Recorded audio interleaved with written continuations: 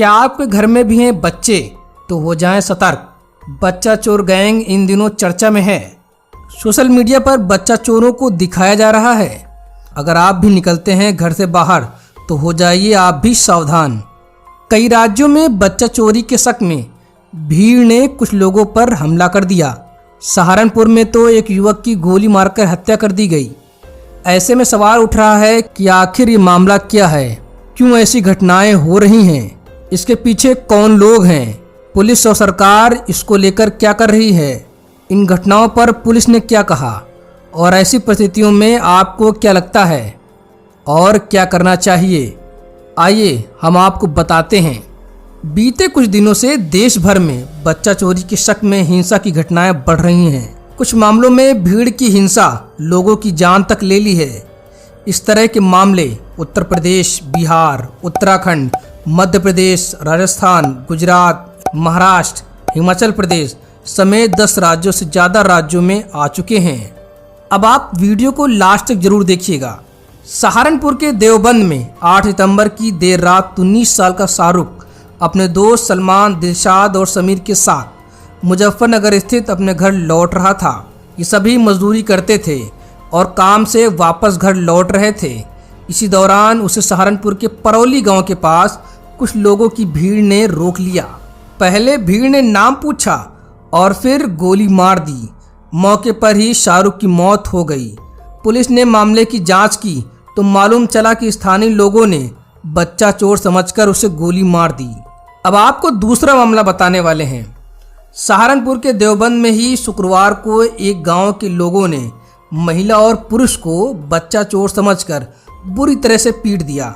किसी तरह दोनों भीड़ से बचकर पुलिस थाने पहुंचे और अपनी जान बचाई। इसी तरह स्थानीय लोग एक मनोरोगी पर भी बच्चा चोर समझकर टूट पड़े, उसे भी जमकर पीट दिया। अब तीसरी घटना आपको बताने वाले हैं उन्नाव की। उन्नाव के माखी थाना क्षेत्र में शुक्रवार रात लोगों ने एक युवती और 2 युवकों को बंधक बना लिया। उन्हें खेत में गड़े खंभे में कटीले तार के साथ बांध दिया और जमकर पीटा। किसी ने बच्चा चोर होने की सूचना पुलिस को दी। बाद में मालूम चला कि ये तीनों किसी रिश्तेदार के यहाँ लौटकर अपने घर जा रहे थे। अब आपको चौथी घटना बताएंगे। कासगंज के रिलायंस नेटवर्क में काम करने वाले 4 युवक एक कार से जा रहे थे। चारों किसी मोबाइल नेटवर्क टावर की टेस्टिंग के लिए निकले थे। इतने में स्थानीय लोग पहुंच गए। लोगों ने पहले चोरों को कार से बाहर निकालकर पूछताछ की और फिर बच्चा चोर कहकर उनकी जमकर पिटाई कर दी। यही नहीं, मौके पर पुलिस को भी बुला लिया। पुलिस के सामने ही स्थानीय लोगों ने चोरों को कार में बिठाया और फिर उसे पलट दी। बाद में पुलिस ने पूछताछ की तो मालूम हुआ कि ये चारों मोबाइल नेटवर्क की टेस्टिंग के लिए निकले थे। अब आपको बताएंगे मामले इतने ज़्यादा बढ़ क्यों रहे हैं, ऐसी घटनाएं क्यों हो रही हैं, इसके पीछे कौन लोग हैं, पुलिस और सरकार इसको लेकर क्या कर रही है, इन घटनाओं पर पुलिस ने क्या कहा और ऐसी परिस्थिति में आपको क्या करना चाहिए, आइए अब हम आपको बताते हैं। सोशल मीडिया पर कई ऐसी वीडियो, फोटो और मैसेज वायरल हो रहे हैं जिनमें बच्चा चोरी गिरोह सक्रिय होने का दावा किया जा रहा है। इनमें कहा जा रहा है कि ये गिरोह बच्चों की हत्या करके उनके अंगों की तस्करी करते हैं। अब आपको बताएंगे पुलिस और सरकार क्या कह रही है। बच्चा चोरी की बढ़ती अफवाह को देखते हुए उत्तर प्रदेश के एडीजी लॉ एंड ऑर्डर का बयान आया है। उन्होंने ऐसे मामलों में तुरंत कार्रवाई का निर्देश दिया है। उन्होंने सभी जिलों के पुलिस अफसरों से कहा है बच्चा चोरी की सूचना को गंभीरता से लें, मौके पर जाएं और खुद निरीक्षण करें। लेकिन अगर कोई जानबूझकर इस तरह की फर्जी अफवाह फैलाता है तो उसके खिलाफ भी सख्त कार्रवाई करें। अफवाह फैलाने वाले लोगों के खिलाफ राष्ट्रीय सुरक्षा कानून NSA लगाया जाए। ऐसे लोगों के खिलाफ 7 CLA एक्ट के तहत मुकदमा दर्ज कराने के निर्देश दिए गए हैं। इसी तरह उत्तराखंड, मध्य प्रदेश, बिहार पुलिस ने भी बयान जारी कर इस तरह की अफवाहों पर ध्यान न देने की बात कही है। पुलिस ने यह भी साफ कर दिया है कि अगर कोई इस तरह की अफवाह फैलाता हुआ पकड़ा जाएगा तो उसके खिलाफ कानूनी कार्रवाई की जाएगी, उसे जेल की हवा खानी पड़ सकती है। अब इन मामलों में आप क्या करें, ये समझने के लिए हमने चाइल्ड वेलफेयर के लिए काम करने वाली डॉक्टर ऋतु आहूजा से बात की। डॉक्टर ने कहा बच्चों के चोरी होने की घटनाएं अक्सर सामने आती रहती हैं, लेकिन अभी जिस तरह से इसको लेकर अफवाहें फैलाई जा रही हैं वो चिंताजनक हैं। इसके चलते लोग हर अनजान शख्स को बच्चा चोर ही समझ ले रहे हैं। यही कारण है कि कई जगह मारपीट और हत्या जैसे मामले हो चुके हैं। इस पर रोक लगाने की ज़रूरत है। यह तभी होगा जब आप और हम खुद से जागरूक और सतर्क होंगे।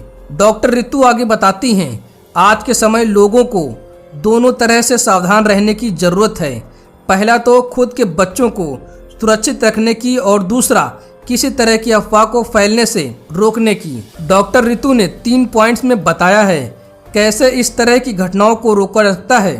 अगर आपका बच्चा अभी अस्पताल में है तो ज़्यादा ध्यान देने की ज़रूरत है। दिन रात कोई न कोई बच्चे के साथ रहे। अगर आपको अंदर जाने की अनुमति नहीं है तो डॉक्टर या हॉस्पिटल के स्टाफ से बात करके बच्चे की निगरानी की बात कहें। अगर आपका बच्चा घर में है और उसकी उम्र 5 साल से कम है तो भी उसे अकेला न छोड़ें, हमेशा उसके साथ रहें। रात में सोते समय भी ध्यान रखें कि बच्चे को बाहर खुले में न सुलाएं। 5 साल से बड़े बच्चों को यह समझाएं कि वह किसी बाहरी के खाने वाली कोई चीज़ ना लें। मसलन अगर कोई टॉफ़ी, चॉकलेट, आइसक्रीम या कुछ अन्य चीज़ें खाने को देता है तो उससे ना लें। बच्चों को खेलने के लिए अगर भेज रहे हैं तो भी उन पर नज़र बनाए रखें, उन्हें कहीं दूर न जाने दें। बच्चों को यह भी समझाएं कि वह किसी अनजान शख्स के साथ कहीं न जाएं, फिर वह घर ले जाने की बात ही क्यों ना कर रहा हो। अब आपको बताएंगे बच्चा चोर की शक होने पर आप क्या करें। अगर आपको किसी अनजान शख्स पर शक है तो उसकी सूचना पुलिस को दें। खुद उससे भिड़ने या उसे पकड़कर मारने की कोशिश ना करें। ऐसा करने पर आपके खिलाफ भी कानूनी कार्यवाही हो सकती है। अगर किसी संदिग्ध के पास बच्चा है और आपको उस पर शक है तो आप भी पुलिस को ही सूचना दें। अगर आपको लगता है कि पुलिस के आने तक वह भाग सकता है तो आप उसका पीछा कर सकते हैं। बगैर उसे मालूम चले उसकी फ़ोटो भी खींच सकते हैं। हाँ, ये फ़ोटो केवल पुलिस को ही सौंपें। सोशल मीडिया पर वायरल करने से इसका गलत असर भी पड़ सकता है। अगर वाकई में वो शख्स बच्चा चोर ना हुआ तो उसके लिए आगे परेशानी खड़ी हो सकती है। लोग उस पर हमला कर सकते हैं। इसलिए किसी भी हालत में पुलिस के अलावा किसी दूसरे को इस फोटो और वीडियो को ना दें। और हाँ, मैसेज को शेयर करने से पहले पूरा मामला आप जरूर जान लें। कोई भी मैसेज हो या किसी शख्स द्वारा मौखिक दावा भी किया जा रहा है तो उसे पहले परख लें।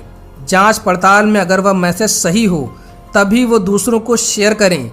अगर गलत हो तो मैसेज भेजने वालों को ही तुरंत टोक दें और बता दें कि ये अफवाह है। अगर आपने कोई अफवाह फैलाई है तो इसके लिए कानूनी तौर पर आपको सजा भी मिल सकती है। दोस्तों, आपको ये वीडियो कैसी लगी? वीडियो अच्छी लगी है तो वीडियो को लाइक, शेयर और कमेंट जरूर करें। मिलते हैं आपसे नई वीडियो में, तब तक के लिए जय हिंद।